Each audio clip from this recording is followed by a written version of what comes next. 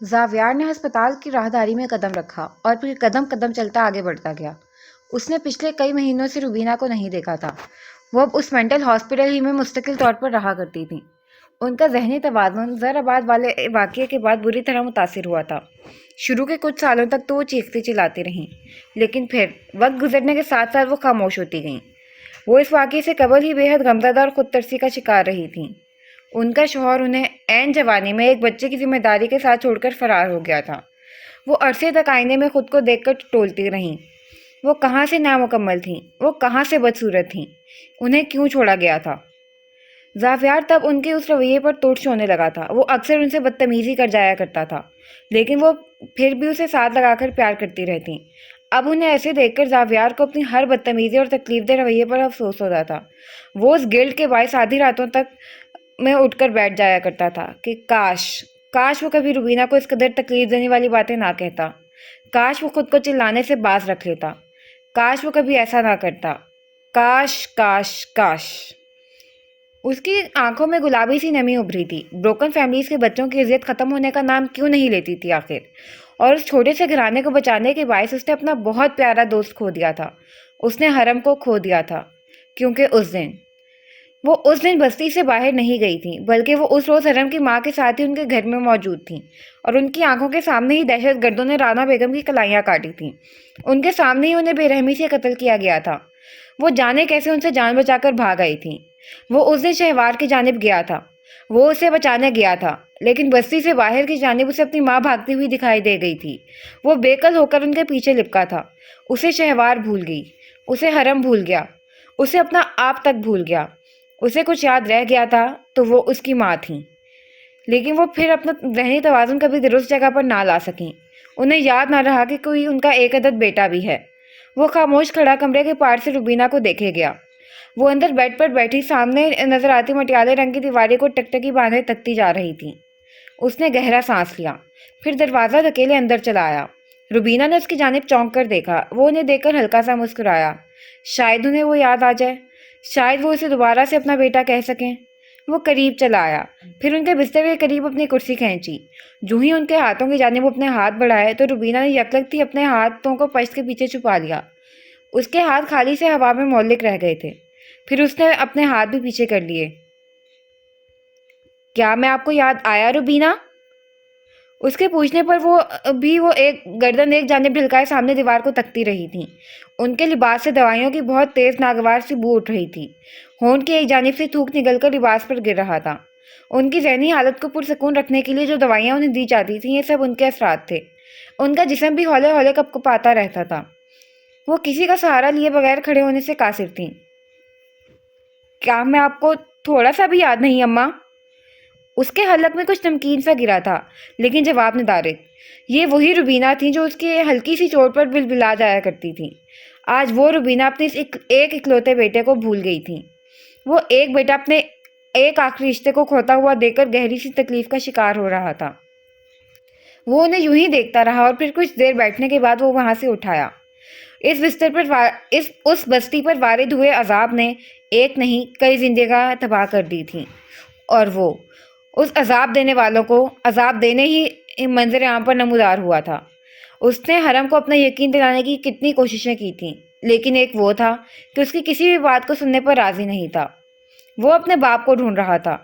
وہ اس ایک شخص کو ڈھونڈ کر اسے اپنے ہاتھوں سے قتل کرنے کے لیے منظر عام پر نظر آیا تھا، جس آدمی نے اس کی ماں کو ساری زندگی عذاب کے گھڑے میں رکھا تھا۔ بس وہ اس آدمی کو ڈھونڈ کر قتل کرنے کے بعد اپنی ماں کو لیے ان ساری جگہوں سے دور چلا جائے گا۔ یہی اس کا پلان تھا۔ لیکن پھر کچھ چیزیں انسان طے کرتے ہیں، اور کچھ چیزیں آسمان سے طے ہو کر زمینی راستوں کا سفر کیا کرتی ہیں۔ اسے طالوت کے ذریعے حرم کی سرگرمیوں کا علم ہو گیا تھا، اور پھر اسے اپنے اندر پلتے سالوں کے غصے کو نکالنے کا موقع مل گیا۔ وہ حرم کو اذیت دینا چاہتا تھا، کیونکہ اس نے بھی زندگی کے کئی سال اس کی وجہ سے اذیت میں کاٹے تھے۔ اس نے حرم کا پیچھا شروع کر دیا۔ وہ جن جن جگہوں پر گیا، زاویار نے بھی وہاں جانا ضروری سمجھا۔ وہ بس اس کے کام میں جھول پیدا کرنا چاہتا تھا۔ وہ اس لڑکی کو تکلیف پہنچانے گیا تھا، کیونکہ وہ حرم کی حفاظت میں تھی۔ اس لڑکی کے نقصان پر حرم کا نقصان یقینی تھا، لیکن وہ اسے تکلیف نہیں پہنچا سکا۔ اس نے آگے بڑھ کر فصیح کو لاتوں اور گھوسوں سے زخمی کر دیا۔ وہ یہ نہیں کرنا چاہتا تھا، لیکن وہ پھر بھی یہی کر رہا تھا۔ راہداری میں چلتے ہوئے اس نے اپنے جیب میں عرصہ ہاتھ نکال کر نگاہوں کے سامنے کیا۔ اس زخم پر اس نے جانے کیوں پٹی باندھ لی تھی، حالانکہ وہ تو کبھی زخموں پر مرہم رکھنے والا شخص نہیں تھا۔ سیاہ گھنگور پلکوں کی چھاؤں اس کے ہر جانب بکھرنے لگی تھی اور وہ اس جھاؤں سے گھبرا کر سر جھٹکتا تیز تیز قدم اٹھانے لگا تھا۔ وہ جلدی جلدی یونی سے فارغ ہونے کے بعد الہام کے ساتھ گھر چلی آئی تھی۔ صوفیہ نے آج اسے الہام کو اپنے ساتھ لانے کے لیے کہا تھا۔ اس کا رشتہ ہونا جا رہا تھا۔ وہ اسے مکمل طور پر خوش دیکھنا چاہتی تھی، جیسے کہ ہر لڑکی اپنے نئے بنتے رشتے پر خوشی سے کلکاریاں بھرا کرتی تھی، بالکل ویسے ہی وہ بھی اسے اسی طرح خوشی سے چہکتے ہوئے دیکھنا چاہتی تھی۔ لیکن ایسا ہونا ناممکنات میں سے ہی ٹھہرا۔ وہ میچور اور سوبر تھی۔ اس سے اب ایسے کسی بچگانہ سے رویے کی توقع کرنا بالکل ہی بیکار تھا۔ گھر آ کر اس نے تازہ شاور لیا اور پھر صوفیہ کی فرمائش پر ہلکے گلابی رنگ کا خوبصورت سی باریک کڑھائی والا لباس زیب تن کر لیا تھا۔ سیاہ بال کمر پر کھلے ہوئے گر رہے تھے اور وہ محض سادگی میں اتنی خوبصورت لگ رہی تھی کہ فرخندہ خالہ نے اس کی کئی بلائیں ایک ساتھ ہی لے ڈالی تھیں۔ صوفیہ تو چند پل اسے کنک سی دیکھتی رہ گئی تھی۔ یوں لگتا تھا گویا ان کی جوانی عین ان کے سامنے کھڑی ہو۔ وہ انہیں کچن میں اپنا آپ دکھانے آئی تھی۔ ظاہر تھا کہ وہ یہ سب محض صوفیہ کی خوشی کے لیے کر رہی تھی۔ انہوں نے یکدم آنکھوں میں ابھرتی نمی چھپانے کے لیے رخ پھیرا۔ میں کچھ مدد کرا دوں امی؟ نہیں، تم جاؤ اپنے کمرے میں، میرے ساتھ فرخندہ خالہ اور الہام ہیں، ہم کر لیں گے سب کچھ آرام سے۔ اور وہ بحث کیے بنا سر ہلا کر پلٹ آئی تھی۔ الہام اور وجدان تخت پر باجمان باتوں میں مصروف تھے۔ اس نے ایک نظر اس خوشگوار سی چہل پہل والے ماحول پر ڈالی اور پھر آسودہ سا دل لیے کمرے میں چلی آئی تھی۔ اندر آ کر وہ خاموشی سے آئینے کے سامنے آ کھڑی ہوئی تھی۔ اپنے گورے گلابی سے سراپے کو چند پل یوں ہی خالی خالی نگاہوں سے دیکھے گئی۔ اسے اس لمحے جاوید بہت شدت سے یاد آئے تھے۔ اگر جو بابا اس سمے یہاں ہوتے تو ان سے زیادہ خوش کوئی بھی نہیں ہوتا، ہو ہی نہیں سکتا تھا۔ اس کا حلق اگلے ہی پل آنسوؤں کی نمی سے بھاری ہونے لگا تھا۔ کئی آنسو پلکوں پر ٹھہر بھی گئے تھے۔ اس نے گہرا سانس لے کر ابھرتے آنسوؤں پر وہ مشکل قابو پایا تھا۔ پھر ہاتھ آگے بڑھا کر برش اٹھایا۔ دھیرے دھیرے اوپر سے لے کر نیچے تک وہ اسے سیاہ بالوں میں چلاتی رہی۔ پھر کندھے پر لٹکا شفون کا گلابی دوپٹہ ہی ہاتھ بڑھا کر سر پر ڈالا، چہرے کے اطراف میں گرتی سیاہ لٹیں لیے اور سر پر گلابی سا دوپٹہ ڈالے، سیاہ گھنگور پلکوں سے سجی آنکھیں لیے وہ خوبصورت تھی اور خوبصورت لگ رہی تھی۔ اگلے ہی لمحے کچے صحن سے بہت سے لوگوں کی آوازیں اسے یہاں تک واضح طور پر سنائی دی گئی تھیں۔ قدموں کی آوازیں، کہکوں، خوش گپیوں کی آوازیں۔ شاید وہ لوگ آ چکے تھے، لیکن اس کے اندر اتنی خاموشی کیوں تھی پھر؟ وہ کیوں خود کو اتنا کھوکھلا، اتنا خالی محسوس کر رہی تھی بھلا؟ اگلے ہی پل الہام کمرے میں چلی آئی۔ اس کے عین پیچھے آ کھڑی ہوئی۔ اپنی پیاری سی دوست کا سراپا مسکراتی آنکھوں میں قید کی اس نے نازنین کے اچھے نصیب کے لیے بہت سی دعائیں مانگی تھیں۔ تھوڑی لپسٹک ہی لگا لیتی نازنین۔ اسے بے حد سادگی کا احساس ہوا تھا۔ نازنین نے کوف سے نفی میں سر ہلایا۔ الہام نے گہرا سانس لیا۔ پھر وہ اسی لیے باہر کی جانب بڑھ گئی۔ رشتے والوں میں محض ایک ادھیڑ عمر خاتون تھی۔ اس کے ساتھ ایک پکی عمر کا اڑے اڑے بالوں والا مرد تھا، جس کی اندر کو دھسی آنکھیں دیکھ کر نہ جانے نازنین کیوں غیر آرام دہ ہوئی تھی۔ ساتھ شائستہ تائی بڑے کڑوفر سے ایک جانب براجمان تھیں اور ان کے دائیں ہاتھ پر نینا بیٹھی تھی۔ یہ لڑکی ہے ہماری نازنین، سالیہ ہے نا خوبصورت؟ شائستہ تائی کے انداز پر اس نے نہ سمجھی سے الہام کی جانب دیکھا تھا۔ صوفیہ کنکار کر یکلتی آگے ہو بیٹھی۔ بھابی، لڑکا کہاں ہے؟ اگر اسے بھی دیکھ لیا جاتا تو اچھا ہو جاتا۔ اور شائستہ کی آنکھیں اگلے ہی لمحے ابل پڑی تھیں۔ سامنے براجمان سالیہ نامی خاتون نے ناگواری سے صوفیہ کی جانب دیکھا۔ اڑے بالوں والا مرد بھی اگلے ہی پل بدمزہ ہوا۔ کیا مطلب صوفیہ؟ یہی تو لڑکا ہے ہمارا شجاع نسیم۔ اور برآمدے میں ایک ساتھ ہی بہت بے چینی، بہت بے یقینی سی پھیل گئی تھی۔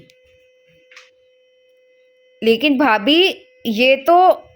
ارے میں جانتی ہوں صوفیہ کہ تم عمر کا یہ راگ الاپتی رہو گی، لیکن دیکھو آج کل عمر کون دیکھتا ہے؟ سب گرم جیب اور بینک بیلنس ہی کو نگاہ میں رکھتے ہیں۔ اور جہاں تک بات شجاع کی ہے تو وہ ایک انتہائی نیک لڑکا ہے، اپنا کماتا ہے اور اپنے پیروں پر مضبوطی سے کھڑا ہے۔ اب تمہارا گھر تو نازنین ہی کی کمائی سے چلتا ہے نا، اگر اس کی بھی شادی ہو جائے گی تو سوچو تمہارا اور وجدان کا خرچ کون اٹھائے گا؟ شائستہ کی جانب سے چھوڑا گیا زہر میں بجھا تیر سیدھا نازنین کی نسوانیت پر وار کر کیا تھا۔ اس کی عزت نفس، اس کی انا پیروں تلے مسل دی گئی تھی۔ لیکن بھابی یہ غلط بات ہے۔ کیا غلط ہے اس میں؟ تمہاری نازنین کون سی اب ننھی کاکی ہے بھائی، وہ بھی اب 28 سال کی ہونے والی ہے، لڑکی سے پکی عمر کی عورت بن چکی ہے وہ اب۔ کچھ سالوں بعد اس حسن کے باوجود بھی کوئی بڑی عمر کے باعث اس گھر کی دہلیز کو پار نہیں کرے گا، اس لیے ضد چھوڑو اور شجاع کا رشتہ قبول کر لو، بہت اچھا بچہ ہے یہ۔ صفاق اگر کسی انسان کا نام ہوتا تو وہ شائستہ ہی کہلاتی۔ برآمدے میں براجمان نازنین اندر سے پل پل فنا ہونے لگی تھی۔ شجاع کی للچاتی نگاہوں نے اس کے سارے وجود کو پل بھر میں ہی بے لباسا کر دیا تھا۔ اسے اپنی گردن پر بے تحاشا سی جلن محسوس ہونے لگی تھی۔ لڑکیوں کی ایک خاص عمر نکل جائے تو کوئی بھی مرد ان میں دلچسپی نہیں لیتا صوفیہ، سمجھو اس بات کو۔ بہت ہمدردانہ سا مشورہ دیا گیا تھا انہیں، لیکن اگلی ہی پل صوفیہ یکے سے اٹھ کھڑی ہوئیں۔ ان کے ساتھ ہی سب اٹھے تھے سوائے نازنین کے۔ وہ اپنے ہاتھوں کو گود میں رکھے ریت کا مجسمہ بنی پل پل گویا ختم ہو رہی تھی۔ ہمیں یہ رشتہ نہیں کرنا، جا سکتے ہیں آپ لوگ۔ صوفیہ کی اس قدر سخت آواز اس نے زندگی میں پہلی بار سنی تھی۔ سوچ لو صوفیہ، بار بار ایسے مواقع نہیں ملتے، اپنی بیٹی کے حسن کو کیچ کراؤ اور عیش کرو، ویسے بھی ساری زندگی اس کی وجہ سے ہی تو ذلت کا شکار رہے ہو، اگر اب اپنی زندگی میں سکون لانے کے لیے اسے استعمال کر لیا جائے تو اس میں کیا قباحت ہے؟ اور الہام نے بے ساختہ ہی منہ پر ہاتھ رکھ لیا تھا۔ وجدان سفید چہرہ لیے ساری کارروائی تک رہا تھا۔ فرخندہ خالہ کا اپنا دل بھی بے طرح دکھنے لگا تھا، اور صوفیہ، وہ تو باقاعدہ رونے لگی تھی۔ بس ایک وہی تھی جو مردہ آنکھیں لیے بنا کسی تاثر کے بیٹھی رہ گئی تھی۔ ایسا نہیں تھا کہ اسے جواب دینا نہیں آتا تھا، لیکن تائی نے بات ہی اتنی بے رحمی سے شروع کی تھی کہ اس کا اندر بری طرح زخمی ہو کر رہ گیا تھا۔ بی بی، کوئی شہزادہ نہیں آئے گا آپ کے لیے، اور ایسی لڑکیوں کے لیے تو کوئی بھی نہیں آتا جن پر پہلے سے منہ مارا گیا ہو۔ کسی کا رشتہ انکار کرنے سے قبل اپنی پھٹی چادر کا حال بھی دیکھ لینا چاہیے۔ اور یہ آخری وار، اس آخری وار نے اس کے دل کو چھناکے سے توڑ دیا تھا۔ اس کے سینے میں اس قدر شدید تکلیف ہوئی کہ اسے جسمانی طور پر بھی اس کا درد محسوس ہونے لگا۔ اس کے ارد گرد کتنے مردار تھے، اتنے گدھ تھے، اتنے سانپ تھے، وہ اب اس وار تلے اپنی ادھری ذات کو کیسے سمیٹ پائے گی؟ اندر رگوں میں بہت سے کانٹ ٹوٹ کر بہنے لگے تھے، اور ان کی اذیت ہر رگ میں محسوس ہونے لگی تھی۔ وہ لوگ بکتے جھکتے گھر سے باہر نکل گئے، اور وہ آج اسی برآمدے میں بیٹھی بیٹھی زندہ ہی مار دی گئی تھی۔ صوفیہ اگلے کئی پہروں تک برآمدے میں براجمان بلند آواز سے روتی رہیں۔ فرخندہ خالہ اور الہام انہیں تسلی دیتے ہوئے رات کے گہرا ہونے پر پلٹ گئیں۔ ان میں سے کسی میں بھی ہمت نہیں تھی کہ نازنین کا سامنا کر سکتے۔ وہ سب اس کے مجرم تھے، وہ سب اس کے گناہ گار تھے۔ اس نے کمرے کا دروازہ اپنے پیچھے سے خاموشی سے بند کیا اور پھر شفون کا دوپٹہ سر سے اتار کر دور ڈال دیا۔ خود وہ بیڈ سے پشت ٹکائے زمین پر بیٹھتی چلی گئی تھی۔ اس کی آنکھوں سے آنسو ٹپ ٹپ گرنے لگے تھے۔ زخمی آنکھوں میں اپنا وجود کچلا جانے کا دکھ سا بھر گیا تھا۔ اس نے ہاتھوں سے ایک بار پھر اپنی گردن صاف کرنی چاہی، پھر وہ زور زور سے اپنی گردن رگڑنے لگی۔ سنہری تتلیاں یکدم ہی اس پر وارد ہو گئی تھیں۔ اس کی سسکیاں کمرے کی سرد فضا میں تحلیل ہونے لگی تھیں۔ اس نے ہاتھ بڑھا کر دراز سے جاوید کی تصویر نکالی اور پھر اسے اپنے رخسار تلے رکھ کر وہ بے تحاشا روئی۔ اس کا وجود زلزلوں کی زد میں تھا، آنکھیں زخمی ہو کر گلابی پڑنے لگی تھیں، سانس اکھڑنے لگا تھا۔ بابا کی یاد نے اس کے دل میں خنجر سا گھونپ دیا تھا۔ وہ اس تصویر کو اپنے رخسار تلے رکھ کر ہی ٹھنڈے ٹائلز پر لیٹ گئی۔ اس کے آنسو تصویر پر گرنے لگے۔ کیوں وہ سب کی طرح نہیں ہو سکتی؟ کیوں اس کی زندگی دکھوں کا گہوارہ رہی؟ وہ کیوں سب کی نگاہوں میں اب نارمل بن کر رہ گئی؟ وہ کیوں ایک نارمل لڑکی نہیں بن پائی؟ اس نے بہت کوشش کی تھی سب جیسا بننے کی۔ اس نے اس کوشش میں اپنا آپ تک زخم کر لیا، لیکن پھر کیا ہوا؟ کوئی آیا، اس کے وجود کو چھلنی کرتا ہوا گزر گیا۔ جاوید کی تصویر کو اپنے رخسار تلے رکھ کر وہ شکوے کرتی جا رہی تھی۔ اس کے کئی آنسو تصویر پر گرنے لگے تھے۔ تکلیف اس قدر گہری تھی کہ اسے سانس لینے میں دشواری سی ہونے لگی۔ وہ بچوں کی طرح ہچکیوں سے رو رہی تھی۔ اسی پہر بہت سے لینس کے درمیان کھڑا حرم ہاتھ لمبا کیے پسٹل سے سامنے جھولتا نشانہ لینے ہی لگا تھا کہ بے ساختہ ہی اس کے دل میں کچھ چبھا تھا۔ اس نے ناسمجھی سے اپنے دل کے مقام پر ہاتھ رکھا۔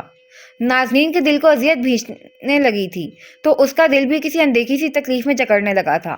اس نے پسٹل والا ہاتھ نیچے کر دیا، پھر گہرے گہرے سانس لیے۔ کیا ہو رہا تھا یہ؟ وہ جھکا۔ نازنین کی آنکھ سے ایک آنسو ٹوٹ کر گرا تھا۔ حرم کی تکلیف سوا ہونے لگی۔ وہ سمجھنے سے قاصر تھا کس قسم کا درد ہو رہا تھا اسے۔ یکدم ہی اسے اپنے ہاتھوں پر ان خون آلود ہاتھوں کا لمس سا محسوس ہونے لگا۔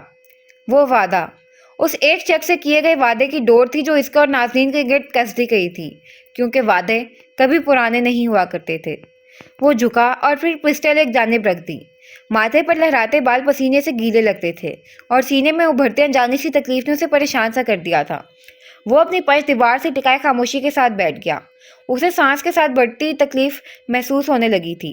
ایک جانب وہ زمین پر بے بسی سے دراز رو رہی تھی اور دوسری جانب وہ دیوار سے پشت ٹکا کر بیٹھا تھا۔ یہ جانے بغیر کہ درد کی ایک اندیکھی سی ڈور میں وہ اس کے ساتھ پرو دیا گیا تھا۔ اب ان کی تکالیف برابری کی سطح پر آنے لگی تھی، کیونکہ وہ کہیں اندر اس وعدے کے تحت ایک دوسرے سے جوڑ دیے گئے تھے۔ 5 سال قبل اس نے ماجی اور شہوار کا جنازہ پڑھ لیا، انہیں دفنا دیا۔ کئی راتیں وہ پھر سو نہیں سکا، کئی راتوں کا چین تباہ ہو گیا۔ زندگی اجڑ گئی اور راتوں کے علاوہ دن بھی سیاہی میں ڈھلے محسوس ہونے لگے۔ وہ اب کئی گھنٹوں خالی سا دیواروں کو تکتا رہتا تھا۔ اس نے ہر ایک سے اپنا رشتہ ختم کر لیا، نہ تالوت سے ملتا نہ سارنگ سے، اور زاویار کی تو اس نے اس دن کے بعد سے شکل تک نہیں دیکھی تھی۔ وہ اس کے گھر کے دروازے کے باہر کھڑا گھنٹوں دروازہ پیٹتا رہتا، لیکن اس نے قسم کھا لی تھی زاویار کی شکل نہ دیکھنے کی۔ وہ بالخصوص دہشت گردوں کا حملہ نہیں تھا ان کی بستی پر۔ شہر سے خاصے فاصلے پر موجود ہونے کے باعث اس بستی سے فائدہ اٹھایا گیا تھا۔ یہاں کے بہت سے لوگ غائب تھے اور کچھ کے اعضاء نکالے جا چکے تھے، جو آگے بہت مہنگے اور بھاری داموں فروخت ہونے والے تھے۔ وہ ایک طے شدہ اور پلانڈ حملہ تھا۔ اس حملے کا نفع نقصان پہلے سے طے کر دیا گیا تھا۔ وہ آرگن ٹریفکرز کا حملہ تھا۔ ماں جی کے ساتھ بہت سے لوگوں کی آٹوپسی رپورٹ کے بعد ان سب کو اندازہ ہوا کہ رانا بیگم کے بھی بہت سے اعضاء ان کے جسم سے غائب تھے۔ یعنی جب وہ زندہ تھیں تبھی ان کے اندر سے اعضاء نکالے گئے تھے، کیونکہ وقت کم تھا اور کام بہت زیادہ۔ وہ ان لوگوں کو بے ہوش کرنے کا خطرہ مول نہیں لے سکتے تھے۔ حرم نے آنکھیں میچ لیں، حلق میں بہت کچھ اٹک سا گیا تھا۔ دل درد سے پھٹنے لگا۔ یکدم اسے ایسا لگا جیسے اس کے حلق سے ابل کر کچھ باہر آنے لگا ہے۔ وہ اٹھ کر باہر کی جانب بھاگا۔ ماں اور شہوار کے بارے میں سوچتے ہوئے اس کا معدہ گہرے اثر کا شکار ہو جایا کرتا تھا۔ وہ اسی طرح کئی بار کہہ کر چکا تھا۔ اس نے وہ پورا مہینہ اپنے گھر کے اندر بند ہو کر گزارا تھا۔ اس کی زندگی ختم ہو چکی تھی، اس کی حیات مر چکی تھی، کچھ بھی باقی نہ تھا، سب خاک ثابت ہوا تھا۔ اسے اندازہ نہ ہوا کہ کتنی راتیں تھم چکی ہیں، کتنی راتوں کا آنا بھی باقی ہے۔ اور پھر ایک دن تالوت اس کے گھر چلا آیا۔ وہ ہر روز آتا تھا، لیکن حرم تو جیسے مردہ ہو چکا تھا۔ اسے کسی بھی رد عمل کی توقع کرنا بیکار تھا۔ لوگ آتے، دروازہ پیٹتے اور پھر بے بسی سے واپس پلٹ جاتے، لیکن تالوت مزید اسے اپنی زندگی تباہ کرتے ہوئے نہیں دیکھ سکتا تھا۔ اس نے اگلے ہی لمحے اس کے گھر کا دروازہ توڑ ڈالا۔ حرم کمرے میں پیٹی کے پیچھے روشنی سے چھپ کر بیٹھا ہوا تھا۔ اسے اب روشنیاں خوفزدہ کرتی تھیں۔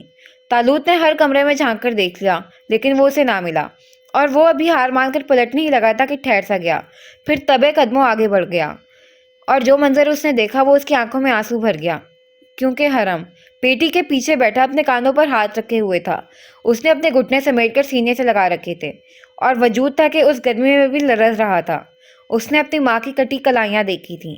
اس لڑکے کا نارمل ہونا بہت مشکل تھا۔ وہ رو رہا تھا، اس کا وجود ڈھانچے کی صورت محسوس ہونے لگا تھا، اور ہڈیاں بخوبی دکھائی دینے لگی تھیں۔ وہ بے ساختہ آگے بڑھا تھا، پھر اسے گلے لگایا، اور وہ کتنے ہی دیر اسے کندھے سے لگا روتا رہا۔ تالوت نے اپنی آنکھیں ضبط سے بند کر لی تھیں۔ اس کے اپنے اندر تکلیف پھیلنے لگی تھی، کیونکہ جنہیں خون پسینے کی محنت کے بعد جوان ہوتے دیکھا جائے، ان کا یہ ٹوٹا بکھرا سا وجود دیکھ کر ہر تکلیف سمٹ جاتی ہے، اپنے نقصان پر سانس تک رکنے لگتی ہے، اور حرم کی ایسی حالت اس کا سب سے بڑا نقصان تھی۔ اسی پہر کمرے کے دروازے میں کوئی نمودار ہوا تھا۔ وہ اس کا دوست تھا، وہ زاویار تھا۔ پھر اس کے پیچھے ہی پریشان تھا سارنگ بھی دکھائی دیا۔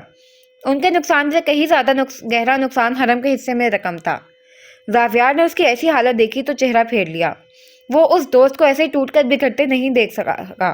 سارنگ تو باقاعدہ رونے لگا تھا۔ تالوت کی اپنی آنکھیں نم محسوس ہوئی تھیں۔ وہ ساتھی تھے، وہ عزازیلین تھے، وہ ایک جسم تھے، اور جسم کا ایک حصہ تکلیف میں تھا تو جسم کا دوسرا حصہ کیوں نہ اس تکلیف کے زیر سایہ زندہ رہتا۔ لیکن جو ہی حرم کی نگاہ زاویار پر پڑی تو اس کی سسکیاں سمٹ گئیں۔ سلگا دینے والی جلن نے اس کے سارے وجود کا احاطہ کر لیا۔ اس کا جسم غصے کی آگ میں بھڑ بھڑ جلنے لگا۔ وہ اٹھ کھڑا ہوا۔ اسے یاد تھا کہ اس کا پورا وجود پسینے میں بھیگا ہوا تھا۔ بھوری آنکھوں میں قیامت کی سی سرخی نے سر اٹھایا۔ زاویار آگے بڑھایا، لیکن حرم 2 قدم پیچھے ہٹ گیا، اور اس کے پیچھے ہٹتے قدموں کو دیکھ کر زاویار اپنی جگہ ہی ٹھہر گیا۔ ان 2 قدموں نے اس کے دل پر پاؤں رکھ دیا تھا۔ وہ آگے نہیں بڑھ سکا، وہ کچھ نہیں کہہ سکا۔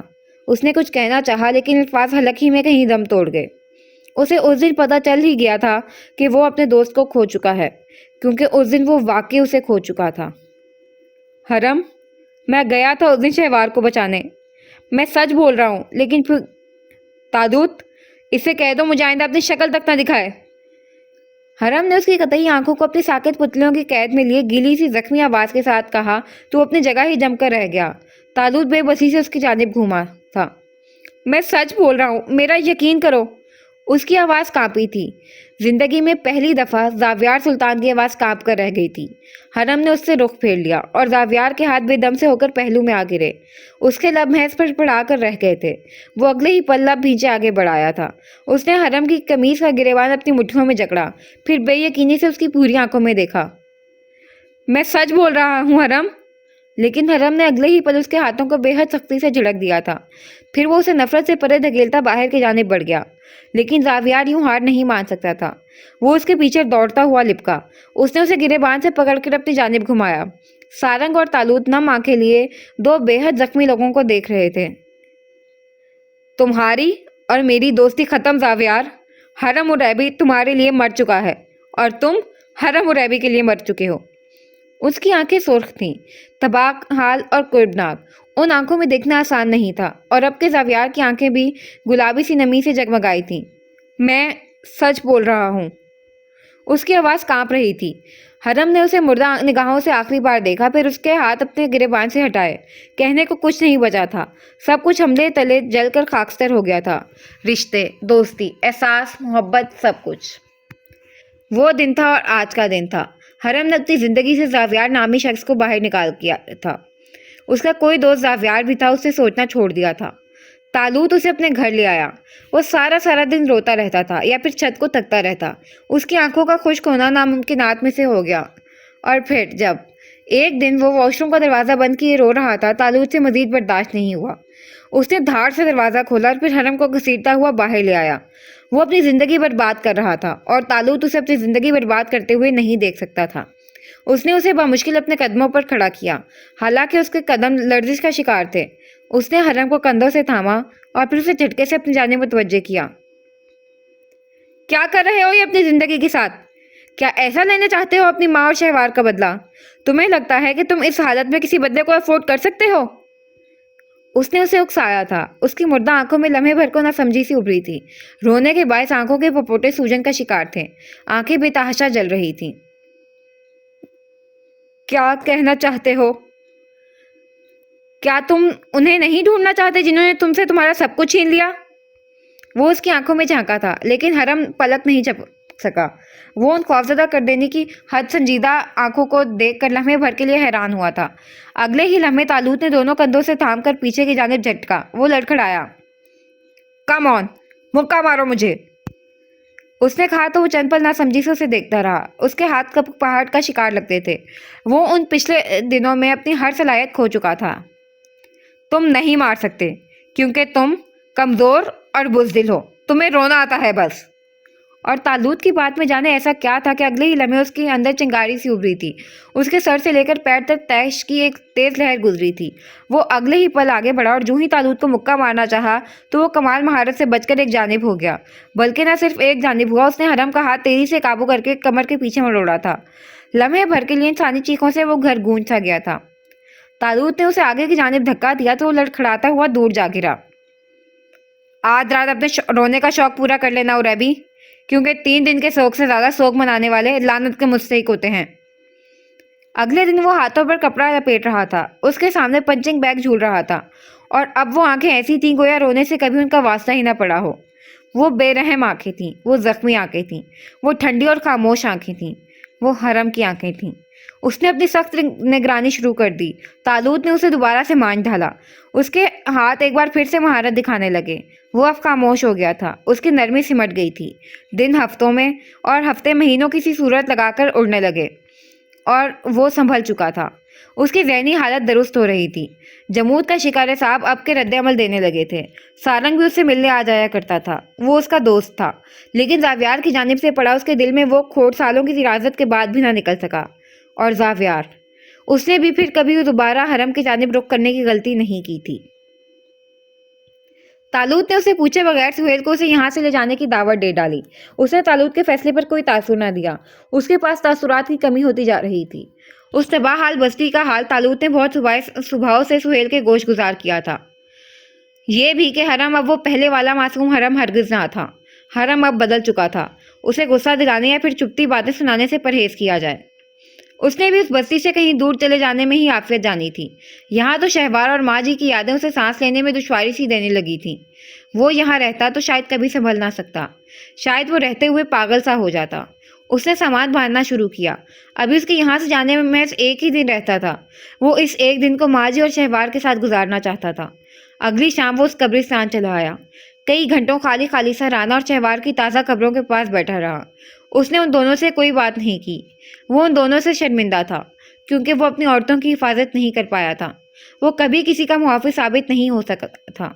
दोनों कब्रों पर हाथ फेरकर वो यूं ही उस कब्रिस्तान से बाहर की जानिब बढ़ने लगा तो उसे एक गन शॉट की आवाज़ सुनाई दी। उसके बढ़ते कदम साकित से हो गए।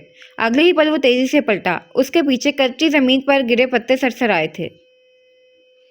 अभी वो उस आवाज़ की निशानदेही करते आगे बढ़ ही रहा था कि एक और गन शॉट की आवाज़ आई।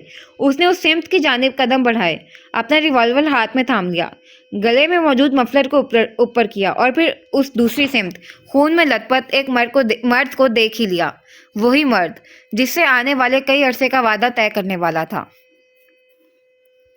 तलहा को जेल से निकलवाने के कई अरसे बाद तक रमीज़ ने उसकी हिफाजत की थी। वो अब उसके अहम कारिंदों में शामिल हो गया था।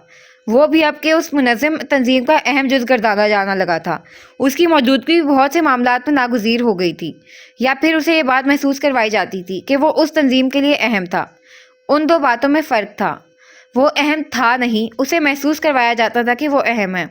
उसे उसके गुनाहों पर सराहा गया था। उसे फितरी पछतावे से निजात चाहिए थी, जो कि रमीज़ की जानिब से भरपूर तरीके के साथ मौसूल हो रही थी। उसे ये जानकर खासी हैरत हुई कि उसके ताया की भी कोई अहम तंजीम थी जिसमें इस कदर भयानक सरगर्मियों ने जन्म ले रखा था। वो ऐसी सरगर्मियाँ थीं कि जिनसे इंसानी ज़िंदगियों को हर आन ही खतरा लाहक रहता था। उसे उन सरगर्मियों से कोई बैर नहीं था। उसे बस अपने नशे को ज़िंदा रखने के लिए काम करना था। वो नशे का आदी था। उसे नशा टूटने पर खुद को काबू रखने के लिए रगों को सुकून पहुंचाते कड़वे जहर की ज़रूरत हुआ करती थी। उसकी हड्डियां नशे के बाद भुरभुरी सी मालूम होती थीं और जिस्म में ताकत की कोई रमक तक बाकी ना रही थी। ऐसे में रमीज़ की जानिब से हासिल हुई पशपनाही पर उसने खुद को उसका कुत्ता ही तस्वुर कर लिया था। वो उसके पैर धो धो कर पीने लगा था। वो उसकी राह में भिज भिज जाता। बहुत सी बस्तियों पर हमले के बाद अब ज़राबाद की बारी आ गई थी। तय खानों में दीमक की तरह काम करती उस तंजीम की कई कई जड़ें थीं। उसे पकड़ना, उसे मंजिल आम पर लाना मुमकिन नहीं था। एक ही रूप में कई बहरूपिये बैक वक्त इस तंजीम का हिस्से थे। हुकूमत जब भी ऐसी जहर आलूद सरगर्मियों से निजात के लिए कोई ऑपरेशन शुरू करती तो मंजर के पीछे चलते काम रोक दिए जाते, लेकिन उन्हें कभी मुकम्मल तौर पर ख़त्म नहीं किया जाता। वो मुल्क की जड़ों में सांस लेते रहते और इंसानों की ज़िंदगियाँ अपने सांस हारने लगती। वो भी उन घिनौने अमल का हिस्सा बनता जा रहा था। उसने भी कई इंसानों के अज़ाब अपने हाथों से खींच निकाले थे। उसने भी कई जिंदगियों को सेंच लिया था। अब ज़राबाद का वक्त आ चुका था। हमेशा की तरह मौका महल देखकर बहुत एहतियात के साथ उस बस्ती पर हमला किया गया था, लेकिन फिर कुछ गलत हो गया। कहीं से निशाना चूक गया। उसने रमीज़ और अहमद के दरमियान होती गुफ्तगू सुन ली। अपने दादा के कत्ल का इंकशाफ, अपने बाप के साथ किए गए रूह तक को भींच देने वाले कत्ल का इंकशाफ, नाज़नीन के साथ हुए जुल्म का इंकशाफ। आसमान सर पर आकर गिरना क्या होता है, ये तलहा अंसारी को उस रात पता चला था। उसने अगले ही पल उनके ऑफिस का दरवाज़ा वाकिया और फिर तेज़ी से आगे बढ़कर अहमद का गिरेबान जकड़ लिया। अहमद ने इंतहाई सुकून से आबरू उठाकर तलहा के मकरूह चेहरे पर नजर डाली थी। तुम सब मिले हुए हो। तुम सब जानवर हो। तुम लोग इंसान नहीं हो सकते। मेरी बहन को अगर हाथ भी लगाया तो मैं सब कुछ तबाह कर डालूंगा। रमीज़, वो अंगारा होती आंखों के साथ ढाल रहा था। रमीज़ ने दिलचस्पी से उसकी जानिब देखा। अहमद ने अगले ही पल उसका हाथ अपने गिरेबान से झटका था, फिर उसे गर्दन से दबोचकर पूरी कुव्वत के साथ दीवार में दे मारा। उसकी भुरभुरी सी हड्डियां बच उठी थी। वो अगले ही पल चकराकर जमीन पर आ गिरा था। चेहरा दीवार पर जोर से लगने के बायस खून से भर गया था और रगों में तकलीफ के एहसास ने यकलख्त ही सर उठाया था। तुम सब दिलचस्प। रमीज़ उसके अल्फाज दोहराकर महसूस सा हंस दिया, फिर अपनी कुर्सी से उठकर उसकी जानिब चला आया। अहमद ने अगले ही पल उसे गिरेबान से पकड़कर सीधा किया था। उसकी आंखों में बेयकीनी इस कदर गहरी थी कि रमीज़ सरशार सा हो गया। ہم سب میں اب تم بھی شامل ہو چکے ہو طلحہ. ہم تم سے الگ نہیں. تم ہمارا حصہ ہو. تم بھی ابلیس ہو. نہیں، میں تم جیسا نہیں ہوں. میں تم جیسا کبھی نہیں ہو سکتا. اس کی آواز گڑگڑ کی صورت حلق سے برآمد ہو رہی تھی. رمیز نے مسکرا کر سر جھٹکا تھا، پھر چہرہ اٹھایا، ٹھنڈی آنکھوں سے طلحہ کے مسخ ہوئے چہرے کو دیکھا. گناہ گار مر جاتے ہیں طلحہ انصاری، ان کے گناہ سدا زندہ رہتے ہیں. یہ تو باعث فخر ہے. مجھے خود پر، تم پر، اس تنظیم پر اور اس میں پلنے والے ہر انسان پر فخر ہے.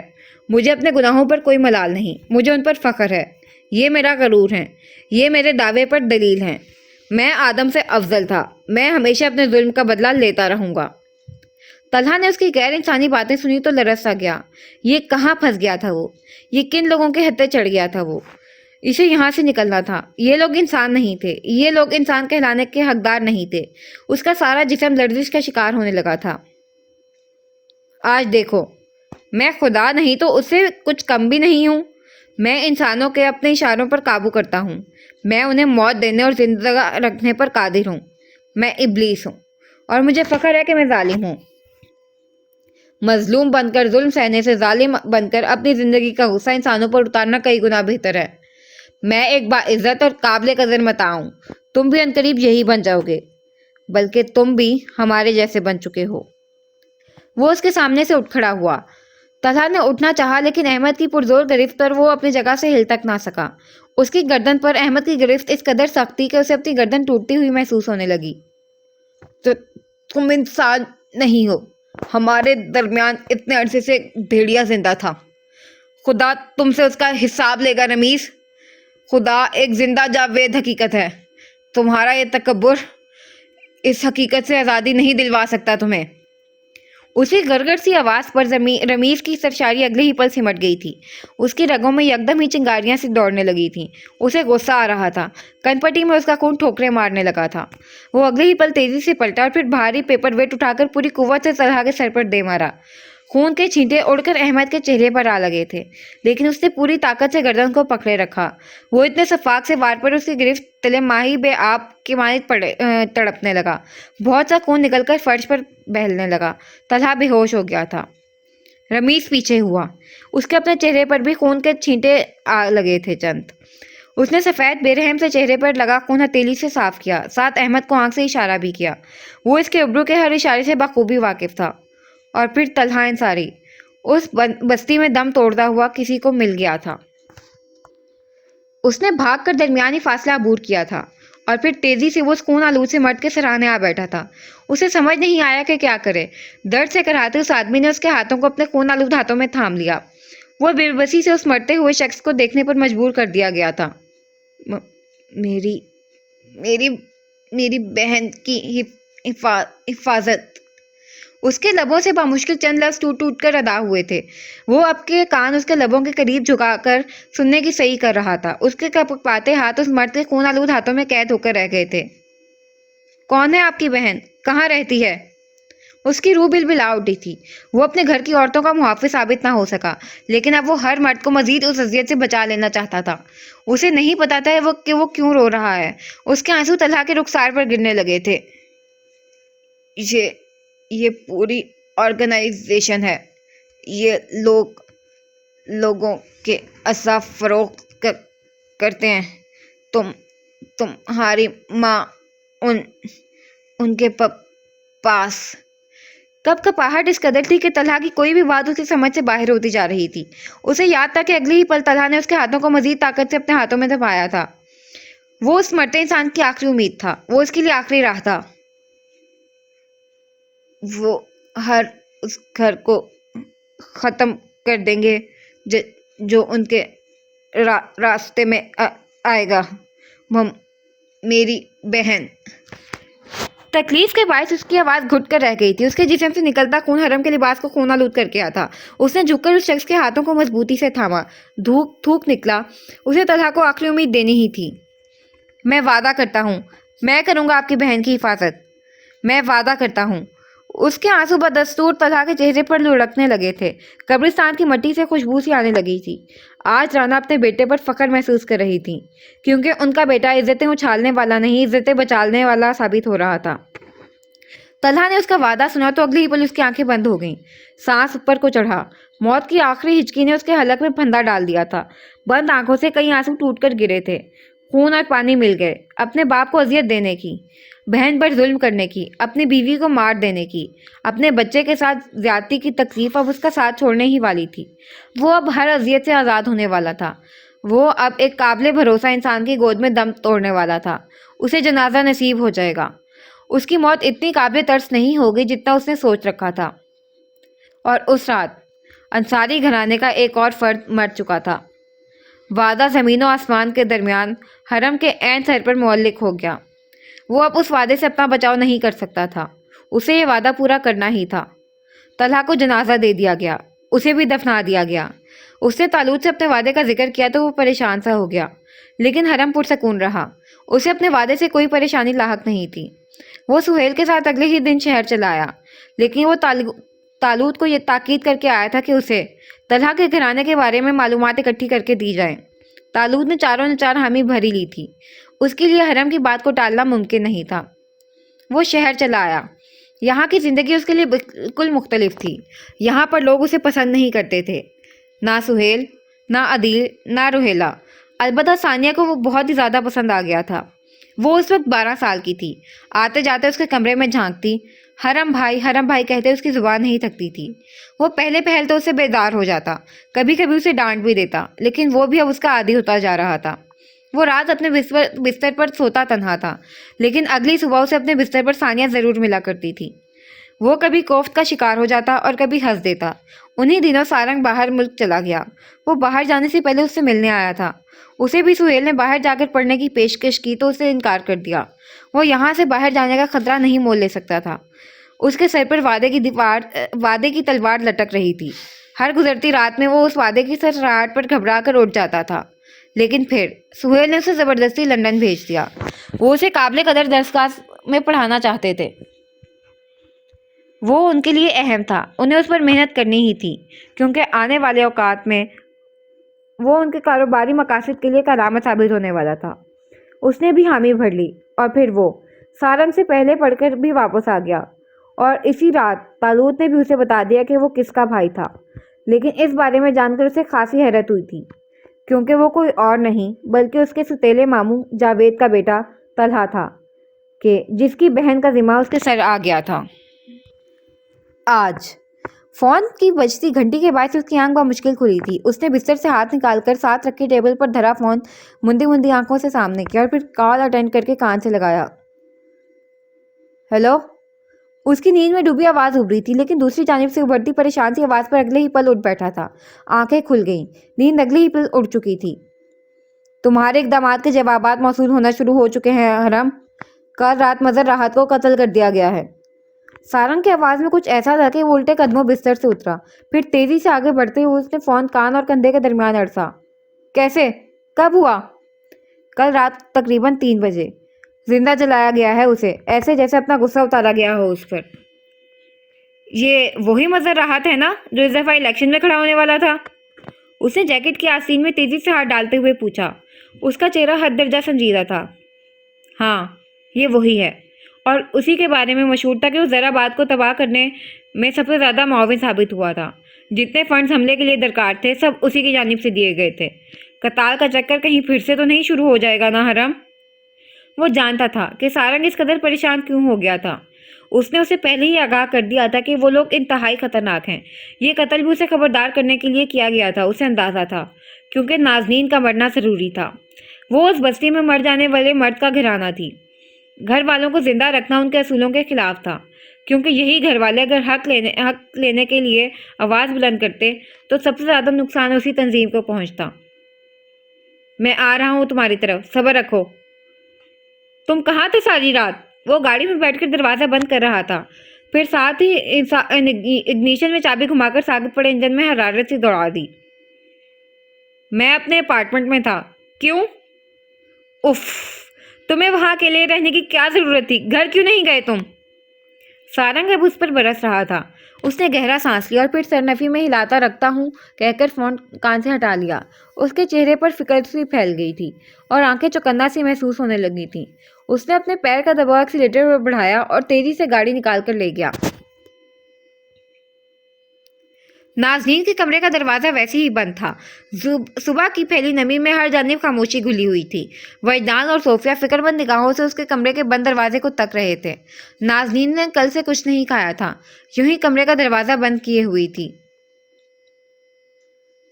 پھپھو بہت ناراض ہوں گی ہم سے دادی، اس نے آہستہ سے ساتھ کھڑی صوفیہ کی جانب دیکھ کر کہا تو وہ ٹھنڈی آہ بھر کر رہ گئیں۔ کیسا ظلم کر بیٹھی تھی وہ اپنی اولاد کے ساتھ۔ کتنا منع کیا تھا نازنین نے انہیں شائستہ کے قریب رہنے سے، لیکن ایک وہ تھی کہ اس کی کسی بھی بات کو سننے پر راضی نہ ہوئی۔ انہیں لمحہ بلمحہ دل میں پلتی تکلیف کھانے لگی تھی۔ میں اب کیسے سامنا کروں گی اپنی بیٹی کا؟ میں اب کیا کروں گی وجدان؟ وہ تھکا تھکا سا کہہ کر ایک بار پھر سے رونے لگی تھی۔ وجدان کو انہیں ایسے دیکھ کر دکھ ہوا۔ شوگر کی مریضہ اور ڈائلیسس پر آنے کے بعد صوفیہ کا رنگ ہر درجہ زرد رہنے لگا تھا اور گزرتے ہر دن کے ساتھ ان کی صحت گرتی جا رہی تھی۔ دادی، میں بات کروں گا پھپھو سے، آپ کی غلطی نہیں تھی، ہم سب پھپھو کی بھلائی چاہتے تھے بس، لیکن میں نے اسے بھلائی دینے کے بجائے گہری تکلیف سے دوچار کر دیا وجدان، ہمیشہ کی طرح۔ وہ دوپٹہ آنکھوں پر رکھ کر رونے لگی تو وجی کو انہیں آگے بڑھ کر گلے لگاتے ہی بنی۔ پھر وہ ان کا کندھا سہلاتا رہا، اپنے ساتھ لیے تخت کی جانب بڑھایا۔ اسے لمحے نازنین کے کمرے کا دروازہ کھلا تھا اور وہ ہمیشہ کی طرح کمپوز اور سنبھلی ہوئی باہر نکل آئی تھی۔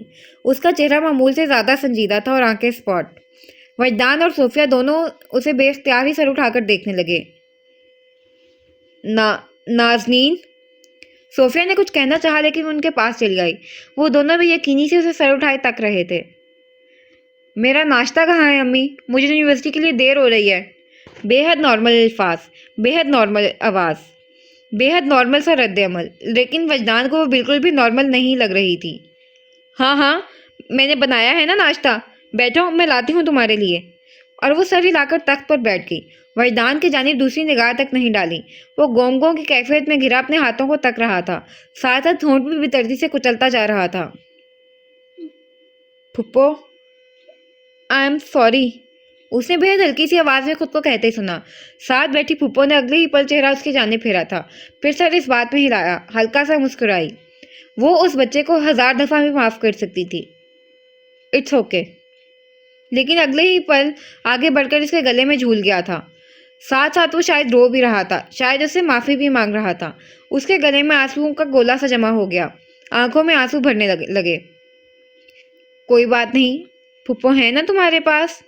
اس نے ہولے سے ہاتھ بڑھا کر اسے خود سے قریب کیا اور پھر اس کے سیاہ بال سہرانے لگی۔ وہ گر نہیں سکتی تھی، اگر وہ گر بھی جاتی تو اسے اٹھانے والا کوئی نہیں تھا، اسے خود اٹھانا تھا، نہ صرف خود کو بلکہ اپنے ساتھ وابستہ لوگوں کو بھی۔ مضبوط ہونا آسان نہیں ہوتا، روح تک فنا ہونے لگتی ہے اکثر۔ اس نے وجدان کو خود سے الگ کیا، پھر دل سے مسکراتی ہوئی اس کے بال پیچھے کرنے لگی۔ وہ سرخ چہرہ لیے اب تک ہچکیاں لے رہا تھا۔ اس نے اس کے معصوم رخسار پر پھسلتے آنسو اپنے انگوٹھے سے صاف کیے۔ میں آپ سے بہت شرمندہ ہوں پھپھو، میں نے بھی آپ کو اس رشتے کے لیے مجبور کیا تھا۔ اس کی آنکھ سے ایک اور آنسو ٹوٹا تو نازنین نے اپنی آستین سے اس کا چہرہ خشک کیا، پھر اس کی آنکھوں میں مضبوطی سے دیکھا۔ تمہیں لگتا ہے تم مجھے مجبور کر سکتے ہو؟ وجدان کوئی جواب نہیں دے سکا۔ وہ جانتا تھا کہ پھپھو اب سارا الزام اپنے سر لینے والی تھیں۔ تم مجھے مجبور نہیں کر سکتے وجدان انصاری، نہ تم، نہ امی اور نہ کوئی اور۔ میں چھوٹی بچی نہیں ہوں جسے چند باتوں سے بہلا کر مجبور کر دیا جائے۔ رشتے والوں کے لیے حامی بھرنے کا فیصلہ میرا اپنا تھا، وہ میرے اشارے کے بغیر اس گھر میں داخل نہیں ہو سکتے تھے، اس لیے اب اس خود ترسی سے نکلو اور ناشتہ کر کے کالج چلو میرے ساتھ، سمجھے؟ ہمیشہ کی طرح باتوں کا رخ خود کی جانب موڑ کر اس نے اپنے گھر والوں کو ہر قسم کے بوجھ سے بچا لیا تھا۔ وجدان نے گہرا سانس لیا، پھر ہاتھ کی پشت سے رخسار رگڑ کر مسکرایا۔ سیاہ چمکتی آنکھوں کو مسکراتا دیکھ کر نازنین بھی اگلے ہی پل مسکرائی تھی۔ امی، آپ ناشتہ لا رہی ہیں یا میں جاؤں؟ اب وہ پلٹ کر ہمیشہ کی طرح صوفیہ کو آواز دے رہی تھی۔ یہ ہمت اسی کو دکھانی تھی، اسے ہی اپنے گھرانے کو سنبھالنا تھا۔ صوفیہ نے ان دونوں کو کچن کے دروازے سے باتیں کرتا دیکھا تو آسودہ سا سانس بھر کر دوپٹے سے آنکھیں پوچھتے ناشتہ لیے تخت تک چلی آئیں۔ وہ سارنگ کے کلینک چلا آیا تھا، پھر کافی دیر تک وہ اس تازہ ہوئے قتل پر بحث کرتے رہے۔ ان کا پہلا شک زیرو تھا، لیکن زیرو اپنے ہی حکام کو کیسے قتل کر سکتا تھا؟ اگر یہ زیرو نہیں تھا تو پھر کون تھا؟ ان کے پاس دوسرا سسپیکٹ کون ہو سکتا تھا؟ ہمیں کرائم سین پر جا کر دیکھنا چاہیے۔ سارنگ نے 100 کی ایک بات کی تھی۔ اس نے ضبط سے اس کی جانب دیکھا۔ ہم وہاں دن کی روشنی میں نہیں جا سکتے۔ یہ جو انسان اس سارے تماشے کا ہیڈ ہے نا، وہ بدقسمتی سے رشتے میں میرا سوتیلا ماموں لگتا ہے۔ ایک تو خدا کی قسم، کیسے کرمنل خاندان سے رشتہ ہے تیرا؟ وہ جھنجھلایا تھا۔ اس نے بیزار سا ہاتھ جلا کر اسے خاموش رہنے کا اشارہ کیا۔ اس کا ذہن انتشار کا شکار لگتا تھا اور لمحہ بلمحہ کچھ ایسا محسوس نہیں ہو رہا تھا۔ ایک کام کرو، کچھ سوچ کر وہ یکدم سیدھا ہو بیٹھا۔ الیکشن کی وجہ سے مظہر راحت اپنی کمپین جاری رکھنے کے لیے ہوٹل میں مقیم تھا، لیکن اس کی لاش اس کے گھر کے کمرے میں ملی۔ یعنی وہ ایک پورا لاہے عمل طے کرنے کے تحت جرات کے ساتھ جتا کر قتل کیا گیا ہے۔ قاتل ہمیں باور کرانا چاہتا ہے کہ وہ ہم سے کئی قدم آگے ہیں۔ تم مجھے ہوٹل کی اور اس کے گھر کے راستوں کی CCTV فوٹیج نکال کر دو۔ کچھ سراب اس کے ہاتھ آنے لگا تھا۔ اور تمہیں لگتا ہے کہ اس شارپ سے قاتل نے اتنا اہم ثبوت چھوڑ دیا ہوگا؟ کیا واقعی؟ وہ اس کی بات پر حیران ہوا تھا۔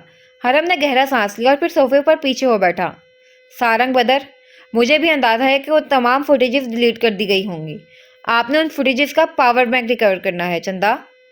اس کے انداز پر سارنگ نے مشکوک آنکھوں سے اس کی جانب دیکھا تھا، پھر یکدم پیچھے ہو بیٹھا۔ یہ کیسا بکواس لفظ ہے چندا؟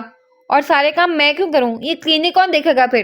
تمہاری وجہ سے جلد ہی میں اپنے محنت سے کھڑے گئے کلینک سے ہاتھ دھو بیٹھوں گا۔ حرم، ایک تو یہ اور اس کا کلینک۔ حرم جل کر بڑبڑایا تو سارنگ نے لب بھینچ کر اسے دیکھا۔ کیا کہا تم نے؟ میں نے کہا تم اور تمہارے بکواس کلینک۔ اب جلدی سے کام پر لگ جاؤ اور مجھے شاور لینے دو۔ اپنے کپڑے دے دینا، میرے گھر پر ہیں۔ وہ اس کی بات کا اثر لیے بغیر اٹھ کھڑا ہوا اور اب وہ مزے سے اوپر جاتے زینوں کی جانب بڑھ گیا۔ سارنگ کا اپارٹمنٹ اس کے کلینک کے اوپر ہی تھا۔ لے لو سب لے لو، مجھے تو دفان کر دو بالکل۔ وہ اس کے پیچھے زور سے بولا تو زینے چڑھتے حرم نے سر جھٹکا۔ سارنگ بیچارے کی دہائی پر بھلا اس نے پہلے کبھی کان دھرے تھے جو اب دھرتا؟ وہ لائبریری میں کافی دیر سے مصروف تھی۔ کچھ دیر سستانے کے لیے اس نے اپنے قدموں کا رخ باہر کی جانب پھیرا تھا، پھر یونیورسٹی کے اکبر برآمدے میں چلی آئی۔ آج الہام نہیں آئی تھی تو اس کے گرد کچھ زیادہ ہی خاموشی پھیلی ہوئی محسوس ہونے لگی تھی۔ سردیوں کی آمد تھی۔ یوں سبزہ زار پر گرتی نرم گرم سی دھوپ دیکھ کر اس کے وجود کو کچھ سکون میسر آیا تھا۔ چھٹی کا وقت ہونے کے بعد چنی میں رش خاصا کم ہو چلا تھا اور پھر رقبی جانب تو طلباء نہ ہونے کے برابر تھے۔ وہ قدم قدم چلتی آگے بڑھائی، پھر برآمدے میں بنے کھلے زینوں پر بیٹھ گئی۔ سفید چوڑی دار پاجامہ اور لمبی قمیض میں اس کا سراپا دھوپ کے عکس میں دمک رہا تھا۔ سیاہ بال جھک کر چکنی ٹائلز کو چھونے لگے۔ یکایک وہ اس کے ساتھ بے حد خاموشی سے آ بیٹھا۔ اس نے چونک کر چہرہ پھیرا تو ہلکا سا حیران ہوئی۔ وہ شانزِ ابراہیم تھی۔ اسے اس کا چہرہ دیکھ کر یاد آ گیا تھا کہ فصیح ذوالفقار کے اعمال سامنے آ جانے پر وائس چانسلر نے خود نوٹس کیا تھا اور اب اس کے حوالے سے کارروائی بھی جاری تھی۔ جو ہی کچھ ثابت ہوتا، فصیح کو اسی وقت اس درس گاہ سے بے دخل کر دیا جاتا، اور جب تک قانونی کارروائی جاری تھی فصیح کو یہاں پڑھانے کی اجازت نہیں تھی۔ شانزے اور اس جیسی ہر طلبہ نے سکون کا سانس لیا تھا۔ اس نے اگلے ہی لمحے چہرہ سامنے کی جانب پھیر لیا تھا۔ شانزے بھی سامنے پھیلے سبزہ کو تک رہی تھی۔ ہم لڑکیاں اتنی کمزور کیوں ہوتی ہیں میڈم؟ اس کی بے حد کمزور سی گیلی آواز ناظرین کی سماعت میں اتری تھی۔ اس نے آہستہ سے ہاتھ آگے بڑھا کر اس کی پیٹھ سے ہلائی تھی۔ اسے پتا تھا کہ شانزے اب رونے والی ہے۔ وہ اس کی جگہ رہ چکی تھی۔ وہ اس اذیت کو جانتی تھی۔ ظلم میرے ساتھ ہوا تھا اور مجھ میں ہی اتنی ہمت نہیں تھی کہ میں ظالم کو منہ توڑ جواب دے سکوں۔ میری بزدلی کی تو حد یہ تھی کہ جو میرے لیے ڈٹ کر کھڑا ہوا میں اسے بھی مجدار میں چھوڑ کر بھاگ گئی۔ میں خوف زدہ تھی، میں بہت خوف زدہ تھی۔ آنسو ٹپ گر کر اس قمیض کے دامن میں جذب ہونے لگے۔ ناظرین کا ہاتھ اب تک اس کی پیٹھ سے ہلا رہا تھا۔ سبزہ زار پر پگھل کر گرتی دھوپ میں اداسی تحلیل ہونے لگی تھی۔ یہ خوف اتنا اذیت ناک کیوں ہوتا ہے میڈم؟ یہ دنیا اتنی انفیئر کیوں ہے؟ ظلم میرے ساتھ ہوا تو مجھے چھپنا کیوں پڑا؟ جس نے ظلم کیا چھپنا تو اسے چاہیے تھا نا؟ پھر میں کیوں؟ الفاظ ٹوٹ گئے۔ حلق میں آنسوؤں کا پھندا سا لگ گیا۔ میرا کسی نے یقین نہیں کیا۔ میں نے گھر والوں کو بتایا تو وہ مجھے الزام دینے لگے۔ میری دوستوں نے مجھ سے کنارہ کشی اختیار کر لی۔ لوگوں کو لگنے لگا شاید میں ذہنی مریض بنتی جا رہی ہوں۔ میں اسی لیے آپ کا ساتھ نہیں دے سکی۔ میں بہت شرمندہ ہوں آپ سے۔ میں آپ کے ساتھ کھڑی نہیں رہ سکی۔ میں معافی مانگنے آئی ہوں آپ سے میڈم، اور آپ کو سلام کرنے آئی ہوں آپ کی جرات پر۔ آپ مضبوط ہیں۔ آپ نے ان سب کا مقابلہ اکیلے کیا۔ میں خدا سے اب ہر پہر دعا کیا کرتی ہوں کہ وہ مجھے آپ جیسی جرت عطا کرے۔ آنسو خشک ہونے لگے۔ ناظرین خاموشی سے اسے سنے گئی تھی، پھر ہولے سے مسکرا کر اس کی جانب دیکھا۔ وہ دونوں ایک ہی طرح زخمی کی گئی تھیں، ایک ہی جگہ سے ڈسی گئی تھیں۔ ان کا غم برابر تھا، بس ان کے درمیان گزرے ماہوں سال کا فرق ہلکورے لینے لگا تھا۔ ایک کئی گنا مضبوط اور ثابت قدم تھی، تو دوسری کئی گنا پیچھے اور کمزور تھی۔ جانتی ہو، جب میں تمہاری جتنی تھی تب میں بھی ایسی ایک درسگاہ کی طالبہ تھی۔ مجھے بھی ایک پروفیسر نے زد و کوب کرنے کی کوشش کی تھی، لیکن میں اسے خوفزدہ نہیں ہوئی۔ میں نے اپنی جانب آتے اس ہاتھ کو جھٹک دیا۔ شانزے، خود کو بچانے کے لیے تمہیں جتنے ہاتھ جھٹکنے پڑے تم جھٹکو، تمہیں اپنی زبان جتنی استعمال کرنی پڑے تم کرو، تمہیں جتنا زور سے چلانا پڑے تم چلاؤ، تم اپنے لیے جو کر سکتی ہو کرو۔ لوگ ہر وقت تمہارا بچاؤ نہیں کریں گے۔ اس زبان کو استعمال کرنا سیکھو، ان ہاتھوں کو فولاد بناؤ، ان نگاہوں سے نرمی کھینچ لو، اپنے لیے جس بھی راہ کو اپنا سکتی ہو اپنا لو، کیونکہ انسان اپنا سب سے بڑا مسیح خود ہوا کرتے ہیں۔ ہمیں اپنے آپ کو جہنم سے خود بچانا ہوتا ہے۔ شانزے نے مسکرا کر اپنے آنسو صاف کر لیے، پھر اٹھ کھڑی ہوئی، ہاتھ آگے بڑھایا۔ ناظرین نے کھل کر مسکراتے ہوئے اس کا ہاتھ تھام لیا۔ آپ میری آئیڈیل ہیں آج سے میڈم۔ اور وہ بساختہ ہنس دی تھی۔ دھوپ کے عکس میں ہنسی کی پائل سی بنج اٹھی تھی۔ اس نے ہولے سے شانزے کا ہاتھ دبایا اور پھر چھوڑ دیا۔ وہ اسے ہاتھ ہلا کر اپنی راہ کی جانب بڑھ گئی۔ اسے کے زخمی دل پر شانزے کی مسکراہٹ نے مرہم رکھ دیا تھا۔ زندگی اتنی بھی تاریک نہیں تھی، اس کے اچھے اعمال ہمیشہ اس کی رہنمائی کرنے والے تھے۔ وہ ابھی رخسار کو ایک ہاتھ پر ٹکائے اس رستے کو ہی تک رہی تھی کہ کسی کے کھنکارنے کی آواز پر چونکی۔ چہرہ پھیر کر دیکھا تو لمحے بھر کے لیے حیران ہوئی۔ زاویار گردن جھکا کر اسے ہی دیکھ رہا تھا۔ اس کی آنکھوں میں چمکتی نرمی ناظرین کو بے حد بھلی معلوم ہوئی تھی۔ جرأت مت میڈم، آپ یہاں تنہا کیوں بیٹھی ہیں؟ اس کے طرز تخاطب پر وہ نہ چاہتے ہوئے بھی مسکرا دی تھی، پھر آنکھوں پر ہاتھ کا چھچا بنا کر اسے دیکھا۔ دھوپ کے باعث اس کی آنکھیں چندیا گئی تھیں۔ زاویار کو نہ چاہتے ہوئے بھی نگاہ پھیرنی پڑی۔ کیا مصیبت ہے یار، وہ زیر لب بڑبڑایا۔ میری تنہائی سے کوئی مسئلہ ہے تمہیں؟ نہیں، لیکن اگر میں اس تنہائی میں مخلص ہو جاؤں تو کیا آپ کو کوئی ایشو تو نہیں ہوگا نا؟ ناظرین نے اس کے سوال پر آنکھوں سے ہاتھ ہٹا لیا، چہرہ پھیر کر سامنے پھیلے زفزار کو تکنے لگی۔ وہ بھی آہستہ سے اس سے ایک فاصلہ رکھ کر بیٹھ گیا۔ وہ خوش لگ رہی تھی، اس نے کہا تو وہ نہ سمجھی سے اسے دیکھنے لگی۔ کون؟ شانزے؟ جی وہی، جس کے لیے آپ نے پوری یونی کو سر پر اٹھا لیا تھا، اس نے کہا تو ناظرین مسکرائی۔ وہ آج اس کی آنکھوں کو اتنا برا نہیں لگ رہا تھا جتنا اس پہلے دن لگا تھا۔ ویسے کیا آپ ایسی ہی ہیں؟ کیسی؟ اس نے پوچھا تو وہ لبوں کو دبا کر چند پل ذہن میں الفاظ ترتیب دینے لگا، پھر اس کی جانب دیکھا۔ ایسی، کسی کے بھی ساتھ ہوتے ظلم پر لوگوں کو 3 چانٹے مارنے والی۔ اور اب کہ وہ جھینپ کر ہنس پڑی۔ دھوپ کی تمازت سے اس کے رخسار گلابی ہو رہے تھے اور ہنسنے کے باعث خوبصورتی سے سجے دانت پوری طریقے سے جگمگائے۔ زاویار سانس تک نہیں لے سکا، اسے اپنی بات بھول گئی تھی۔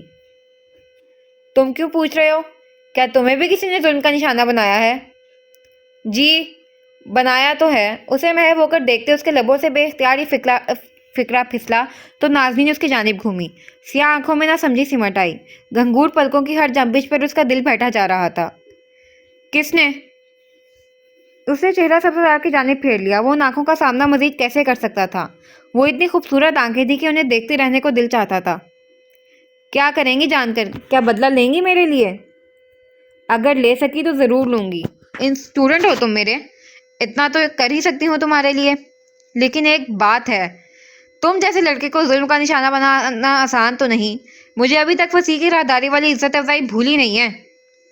اس کے کہنے پر زاویار نے خجل سا سر کھجایا تھا، لبوں پر ہلکی سی مسکراہٹ بھی بکھر گئی تھی۔ ایک ڈیل کر لیتے ہیں پھر۔ اس کے کہنے پر وہ اسے نہ سمجھی سے دیکھنے لگی۔ جو آپ کے ساتھ ظلم کرنے کی کوشش کرے گا اسے میں دیکھ لوں گا، اور جو میرے ساتھ زیادتی کے ساتھ پیش آنے کی کوشش کرے گا اس کی طبیعت آپ درست کر دیجیے گا۔ اس کی قطعی آنکھوں میں بچوں کی سی چمک دیکھ کر وہ مسکراتی ہوئی کلائی پر بندھی گھڑی میں ٹائم دیکھتی اٹھ کھڑی ہوئی۔ اس کی کلاس کا وقت ہو چکا تھا۔ زاویار بھی ساتھ ہی اٹھا۔ کیا ڈیل پسند نہیں آئی؟ پھر اسے ایک قدم کا فاصلہ رکھ کر چلنے لگا۔ راہداری کے کھلے زینوں پر اب تک دھوپ ترچھی ہو کر گر رہی تھی۔ چلیں، اگر آپ میرے اینڈ پر خیال نہ بھی رکھنا چاہیں تب بھی میں آپ کے اینڈ پر خیال رکھ سکتا ہوں۔ ایک قدم کا فاصلہ عبور ہو گیا تھا۔ اب اس کے ساتھ قدم ملا کر چلنے لگا تھا، لیکن اس ساتھ چلنے میں بھی احتیاط واضح تھی۔ ناظرین نے کلاس کے باہر رک کر چہرہ اس کی جانب پھیرا تھا۔ تم اچھے لڑکے ہو زاویار، اپنی پڑھائی پر توجہ دو اور اچھی خوشحال زندگی بسر کرو۔ جھگڑے اور فساد کرنے سے انسان کی زندگی برباد ہوتی ہے۔ اور وہ تو اس نرمی کے سامنے کچھ بولنا ہی بھول گیا تھا۔ کسی نے بھی تو کبھی اسے زندگی کی جانب نہیں بلایا تھا۔ اس جھلستی زندگی میں گویا کوئی ٹھنڈا سا بادل اس کے سر پر سایہ فگن ہو گیا تھا۔ اس نے ہولے سے اس بات میں سر ہلایا تھا اور نازنین نے نرم نگاہوں سے اسے دیکھا اور پھر کمرہ جماعت کی جانب مڑ گئی۔ راہداری میں وہ اب تک جم کر کھڑا تھا۔ اسٹڈی میں ہر جانب گہری سی خاموشی کا راج تھا۔ احمد رمیز کے سامنے ہاتھ باندھے سر جھکائے مؤدب سا کھڑا تھا اور دوسری جانب رمیز کے سامنے میز پر رکھے لیپ ٹاپ پر مظہر راحت کے قتل کی خبر زور و شور سے نشر کی جا رہی تھی۔ پورے ملک میں بے چینی سی پھیل گئی تھی۔ ہر جانب سے خوف سمٹ آیا تھا۔ اتنا بارسوخ اور قوی سیاستدان اگر اس ملک میں محفوظ نہیں تھا تو عام عوام کیسے تحفظ کی فضا کو محسوس کر سکتے تھے؟ اسے اس قدر بے دردی اور تکلیف دہ موت دی گئی تھی کہ ہر دیکھنے والی آنکھ اور سننے والے کانوں نے پناہ طلب کی تھی۔ اسے زندہ جلایا گیا تھا۔ ایک جھلسانے والی موت دی گئی تھی اسے۔ رمیز نے اگلے ہی پل لیپ ٹاپ کی اسکرین کو ہاتھ مار کر نیچے گرایا تھا، پھر اپنی ٹائی کی گرا ڈھیلی کی۔ اسے یکدم فضا میں آکسیجن کی کمی محسوس ہوئی تھی۔ یہ کام کس کا ہو سکتا تھا؟ کون تھا جو اتنی بے خوفی سے ان کی ناک تلے ان کا اہم کرندہ مار کر جا چکا تھا؟ اس نے اگلے ہی پل احمد کی جانب نگاہ پھیری تھی۔ ابھی پورے آفس میں ایک بے چین سی لہر سر اٹھائے گی احمد، خاص کر ہمارے ساتھی شیئر ہولڈرز اس مسئلے کو لے کر پروپیگنڈا کرنے کی کوشش کریں گے، کیونکہ مظہر راحت ایک اہم بندہ تھا۔ اس سے بھاری بھرکم فنڈز متوقع تھے جو کہ اب اس کی موت کے ساتھ ہی ختم ہو چکے ہیں۔ اس لیے ایک میٹنگ منظم کرو، مجھے بات کرنی ہے سب سے۔ اور دوسری بات، جلد از جلد اس قاتل کو پکڑو، اس کے مزید تباہی پھیلانے سے قبل۔ اس کی پیشانی پر چمکتا پسینہ کسی بھی طرح نارمل نہیں لگ رہا تھا۔ احمد نے سر ہلایا تھا۔ کیا آپ کو ایک عجیب سی بات کا اندازہ ہے سر؟ رمیز یکدم چونکا تھا، پھر اس کی جانب محتاط نگاہوں سے دیکھنے لگا۔ احمد نے چند فائلز اس کے عین سامنے رکھ دی تھیں۔ مظہر راحت زر آباد کے ساتھ جڑا ہوا تھا اور عرصے پہلے اس نے اپنی بیوی کو بھی اسی طرح جلا کر مارا تھا۔ اور اب کہ رمیز واقعی متعجب ہوا تھا، اس نے ہاتھ آگے بڑھا کر جلدی جلدی فائلز کے پرچے الٹے تھے۔ اس میں مظہر اور اس کی بیوی دونوں کے قتل کی تفصیلات تھیں۔ ان دونوں کیسز میں گہری مماثلت دیکھ کر وہ لمحے بھر کے لیے دنگ رہ گیا تھا۔ یہ کیا ہے احمد؟ حیران کن بات یہ ہے کہ جتنے زخم اس کی بیوی کو اس نے جلانے سے قبل دیے تھے، ٹھیک اتنے ہی اور اسی نوعیت کے زخم اسے بھی جلانے سے قبل پہلے دیے گئے ہیں۔ ایسا لگ رہا ہے جیسے بدلے کا قتل ہو، جیسے اسے بہت غصے کے زیر اثر مارا گیا ہو۔ وہ پیشانی رگڑتا کرسی پر پیچھے ہو بیٹھا تھا۔ ذرا بات ایک ایسی بستی ثابت ہوئی تھی جس نے اس کی راتوں کی نیند اڑا دی تھی۔ اس نے ہاتھ آگے بڑھا کر ساتھ رکھا شیشے کا گلاس اٹھایا اور پھر گٹ سارا پانی پی گیا۔ اسے یکدم ہی بے حد پیاس محسوس ہوئی تھی۔ اچھا سنو۔ وہ سنبھل کر اگلے ہی پل آگے ہو بیٹھا، پھر چہرہ اٹھا کر احمد کی جانب دیکھا۔ یہ ذرا بعد میں بچے کسی سروائیور کا کام لگتا ہے احمد۔ زاویار کی پڑتال کرو، مجھے اس پر شک ہے۔ لیکن احمد کی کن پٹی اگلی ہی پل پھڑک اٹھی تھی۔ اس کے چہرے پر ایک سایہ سا لہرایا تھا۔ اس نے غیر محسوس طریقے سے بھینچی مٹھی کمر کے پیچھے کر لی تھی۔ میں تینوں کو آپ کی تفتیش سے پہلے ہی چیک کر چکا ہوں۔ وہ تینوں قتل گاہ کے آس پاس بھی نہیں تھے۔ ان کے پاس ایلیبائز ہے اور وہ کرائم سین سے خاصے دور تھے جب قتل سرزد ہوا۔ اور اس کی ایسی وضاحت پر رمیز کے اوپر گھڑوں پانی پڑ گیا تھا۔ وہ گہرا سانس لیتا پیچھے ہو بیٹھا۔ اس کی نگاہیں اب کے دور خلا میں گھور رہی تھیں۔ اسے ایک بہت ہی غیر متوقع جھٹکا دیا گیا تھا۔ سب کچھ در و سمت میں سفر کر رہا تھا، پھر ایک دم سے سب کچھ تل پلٹ کیوں ہونے لگا؟ اسے غلطی کہاں ہوئی تھی؟ ذرا بعد کی کارروائی میں جتنے بھی ساتھی ملوث تھے احمد، ان سب کی نگرانی کرو، انہیں محتاط رہنے کا اشارہ کر دو، اور ہاں، آفس کے باہر سیکیورٹی سخت کر دو۔ ہم بالکل بھی رسک لینے کی پوزیشن میں نہیں۔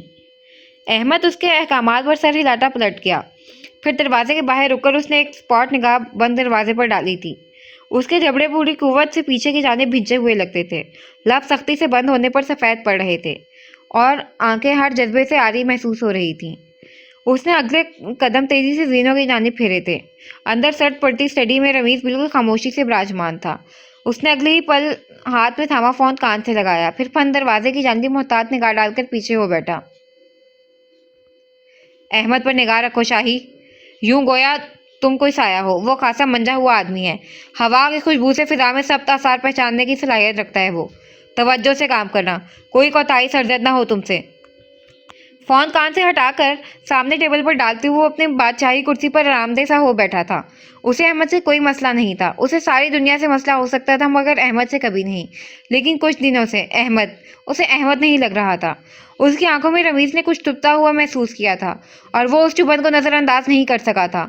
انسانوں کے لب ساکت رہیں تب بھی اس کی آنکھیں بولتی ہیں۔ جو آنکھوں پر بھی کڑے پہرے بٹھانا جانتے ہوں اسے صرف وہی لوگ خوفزدہ کیا کرتے تھے۔ اب اسے کیا خبر تھی کہ وہ کڑے پہرے بٹھانے والا اس کے بالکل قریب ہی سانس لے رہا تھا۔